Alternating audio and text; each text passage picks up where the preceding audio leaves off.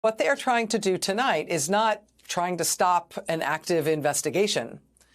Tonight, they are seeking revenge for law enforcement personnel who participated in a previous investigation that is now over. And the reason that is worse is because the point of what they are doing tonight is to permanently, irrevocably change law enforcement in the United States of America, to make it so FBI agents and prosecutors just won't, in the future, pursue criminal investigations and criminal cases if the suspected criminals in those cases are associated with the president and this movement that supports him. They are trying to not get rid of an investigation. They're trying to get rid of American law enforcement as we know it. They are trying to get rid of the very idea of an independent, justice-is-blind system that makes America who we are. This is not the Saturday Night Massacre. This is considerably worse, and it is hard to see how what happens tonight can be corrected, can be undone, the way the Saturday Night Massacre was undone within 12 days. This is a really serious thing. Now, before tonight, they had already fired prosecutors who had worked on the special counsel's investigation that brought charges against President Trump. The charges for the alleged hoarding and mishandling of classified documents, charges for illegally trying to overthrow the results of the 2020 presidential election. They already fired prosecutors involved with those investigations.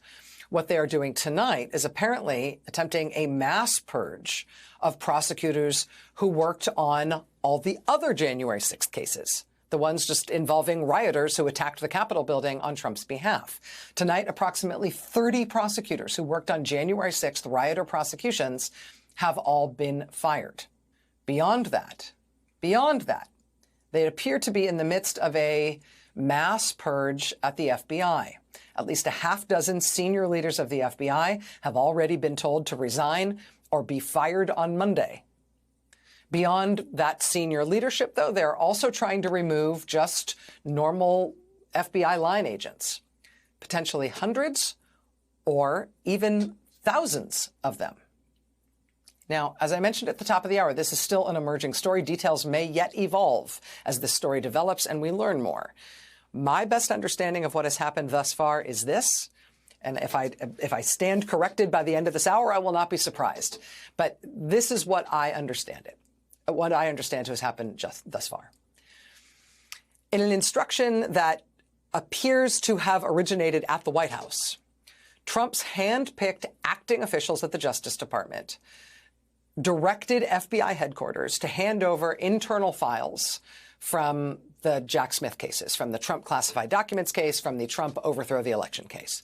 They were told, the FBI headquarters was told to hand over those files so a list could be made of all FBI line agents and FBI supervisors who were involved in those cases in any way.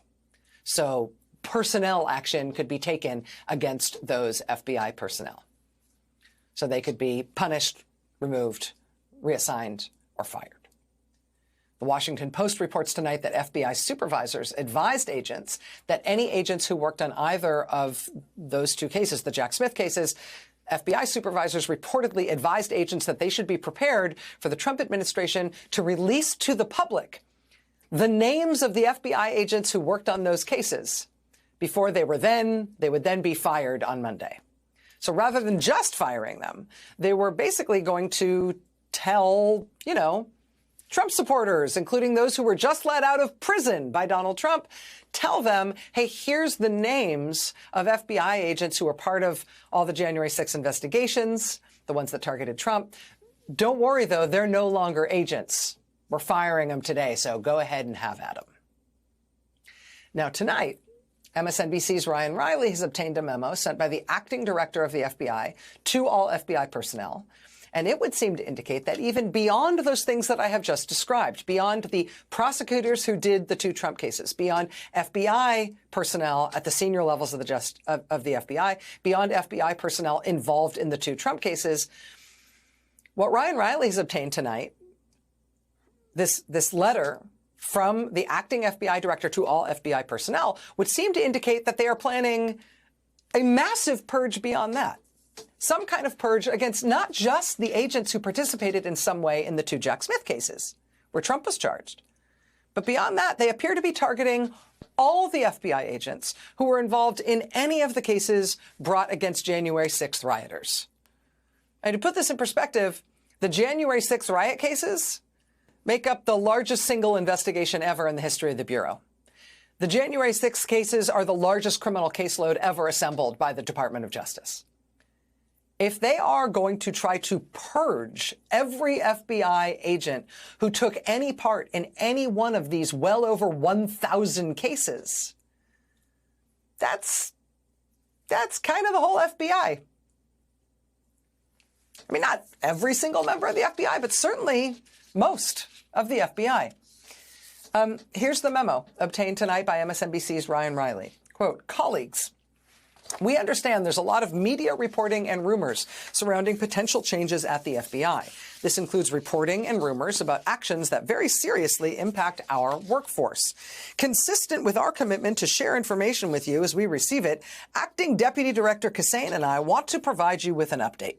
Late this afternoon, I received a memo from the Acting Deputy Attorney General notifying me that 8 senior FBI executives are to be terminated by specific dates unless these employees have retired beforehand. So 8 of them will be out unless they quit. Quote, I have been personally in touch with each of these impacted employees.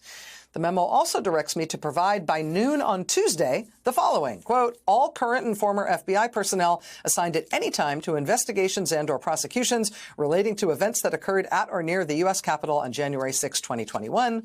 And also, secondly, United States versus Haniyeh, which is, I believe, a case about Hamas and the October 7th attack.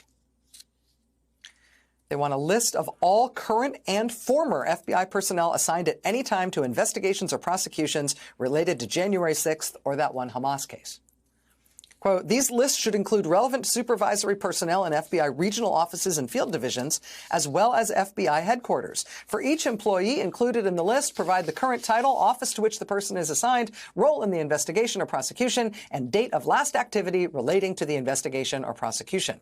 Upon timely receipt of the requested information, the Office of the Deputy Attorney General will commence a review process to determine whether additional personnel actions are necessary. The acting director of the FBI then tells personnel at the FBI, quote, we understand that this request encompasses thousands of FBI employees across the country who have supported these investigative efforts. I am one of those employees, as is Acting Deputy Director Kassane. As we have said since the moment we agreed to take on these roles, meaning the acting director and acting deputy director of the FBI, we are going to follow the law, follow FBI policy, and do what is in the best interest of the workforce and the American people always. We will be back in touch with more information as soon as we can. In the meantime, stay safe and take care of each other. Brian J. Driscoll, Jr., Acting Director. Again, this letter tonight to all FBI personnel, it is from Brian Driscoll, who is the somewhat accidental Acting Director of the FBI. As former Trump defense lawyer Emil Beauvais at the Justice Department, possibly on orders from the White House, has demanded a list of every single FBI agent in the entire country who worked on any January 6th case in any capacity at all. And even though that includes the new acting director and the new acting deputy director, who Trump himself just ham-handedly accidentally appointed, they say the reason they want that list is because they're going to review it for potential personnel action against all those agents. Again, that is thousands of FBI agents all across the country. And again, this is a developing story. This is as clear as I can be with you right now on the details of what has happened and what they seem to be trying to do. But also be clear on what this means, right? This is not an if situation. We are seeing it already with the firings they have already effectuated, with the threats they have already made. If law enforcement officials and agents have their careers threatened, which they have now all had their careers threatened, and indeed if they are fired, and they indeed are already starting to be fired, if they have their careers threatened and are fired because they took part in lawfully predicated criminal investigations, where grand juries handed down indictments, where judges signed search warrants, where juries returned convictions, if they nevertheless are fired for taking part in those lawful, proper, criminal law enforcement actions, because the president in power now doesn't like those cases, that is not Nixon. That is not a president trying to get out of an investigation he's scared of for himself.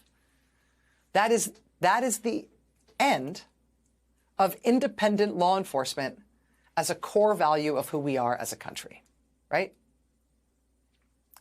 That's an end to the idea that law enforcement pursues justice without regard to favors and preferences dictated by the people in power.